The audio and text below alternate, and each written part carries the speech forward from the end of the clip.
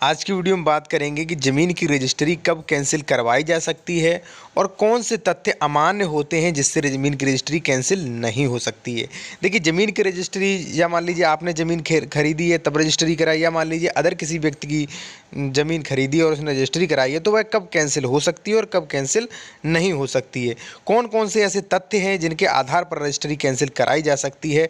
तो चलिए वीडियो शुरू करते हैं। देखिए, सबसे पहले बात करेंगे यहाँ पर कि विधि के अनुसार सक्षम और अक्षम व्यक्ति जान लेना बहुत जरूरी है। देखिए, संपत्ति अंतःहरण अधिनियम, जिसे हम इंग्लिश में प्रॉपर्टी ट्रांसफर एक्ट 1882 सेक्शन 7, यहाँ पर सक्षम व्यक्ति के बारे में बताया गया है कि कोई भी व्यक्ति अपनी संपत्ति अंतःहरण कर रहा है, यानी कि कोई प्रॉपर्टी ट्रांसफर कर रहा है किसी भी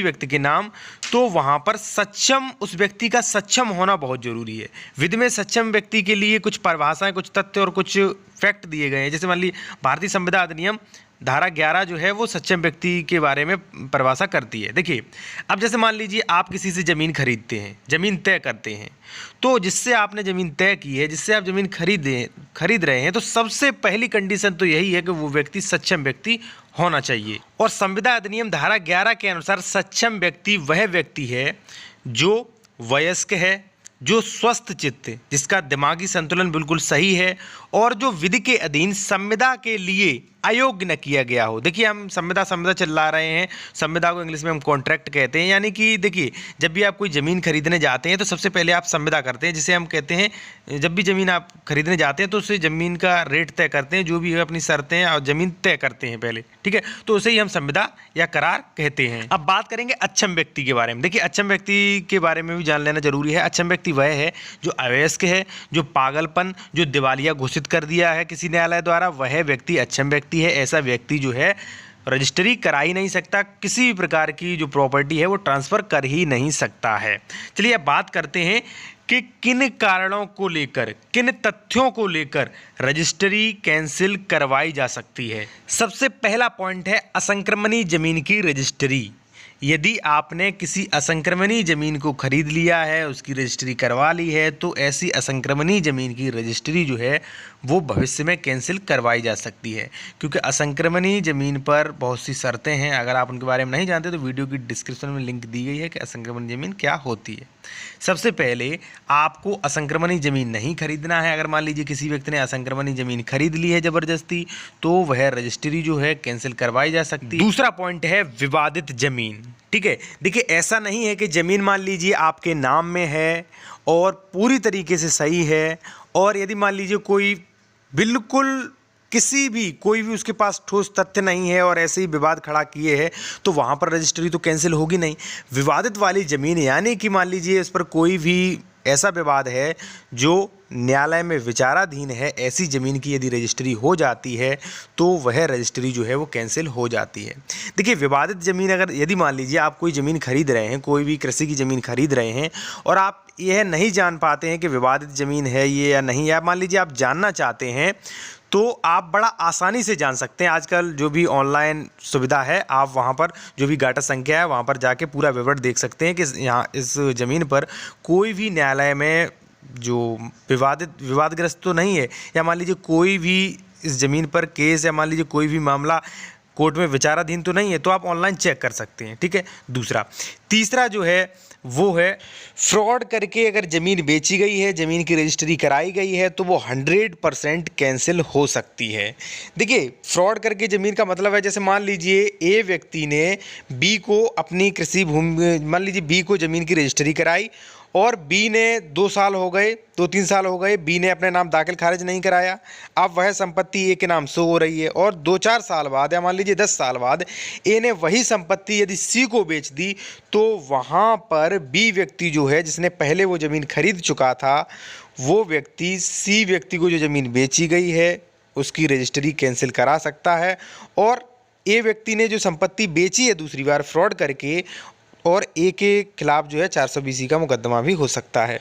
और इस कंडीशन में अधिकतर रजिस्ट्रियां कैंसिल ही होती हैं और उसके पक्ष में निर्णय जाता है जिसने पहली बार वो ज़मीन खरीदी थी, चाहे भले ही वह दाखिल खारिज ज़मीन का नहीं करवा पाता, लेकिन दूसरे व्यक्ति ने जो ज़मीन खरीदी है दूसरी बार की रजिस्ट्री जो है वो कैंसिल हो जाती है। अब बात करेंगे अगले पॉइंट पे पैतृक संपत्ति। दोस्तों इससे पहले मैं आपको बता दूं कि अगर मान लीजिए आपका कोई भी प्रॉब्लम है, आपकी कोई भी समस्या है और आप मुझसे कॉल पर बात करना चाहते हैं, तो आप कालमी 4 मोबाइल ऐप डाउनलोड करके आप उस ऐप के थ्रू मुझसे बात कर सकते हैं। यदि आप वो ऐप चलाना नहीं जानते हैं तो उस ऐप चलाने की जो वीडियो है उसकी लिंक मैंने वीडियो की डिस्क्रिप्शन में दे रखी है, आप उसे देख सकते हैं। देखिए अब बात करेंगे पैतृक संपत्ति की। पैतृक संपत्ति जो है, अगर किसी पिता ने अपनी पैतृक संपत्ति बेच दी तो उसके बच्चे चाहें वह संपत्ति की रजिस्ट्री कैंसिल करवा सकते हैं।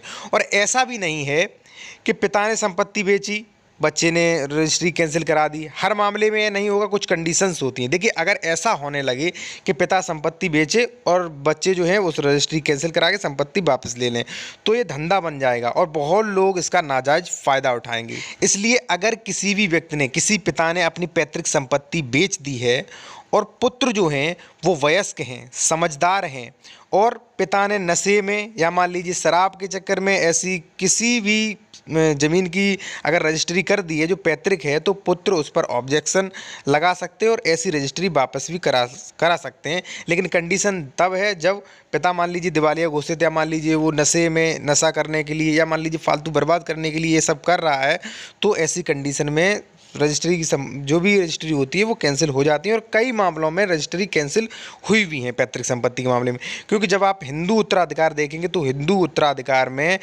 पिता की पैतृक संपत्ति में पुत्र का अधिकार होने के कारण पिता के अधिकार सीमित रहते हैं, इसलिए रजिस्ट्री कैंसिल होने के चांस रहते हैं। अब बात करेंगे कौन से तथ्य रजिस्ट्री को कैंसिल करवाने के लिए अमान्य या मान लीजिए जो मजबूत नहीं होते हैं।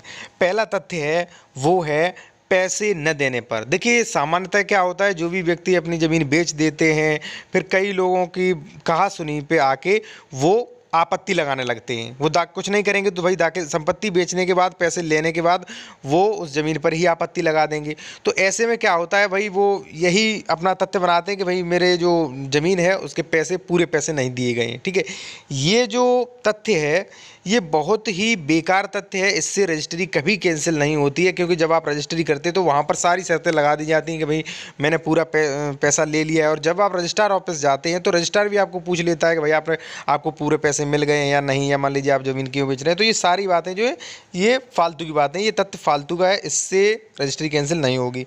दूसरा तथ्य है नशे में।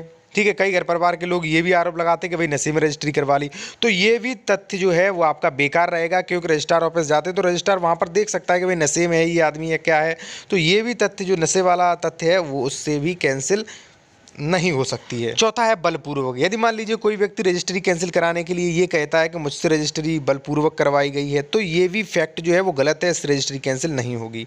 दोस्तों यदि आप मुझे इंस्टाग्राम पर जुड़ना चाहते हैं तो लिंक वीडियो की डिस्क्रिप्शन में दी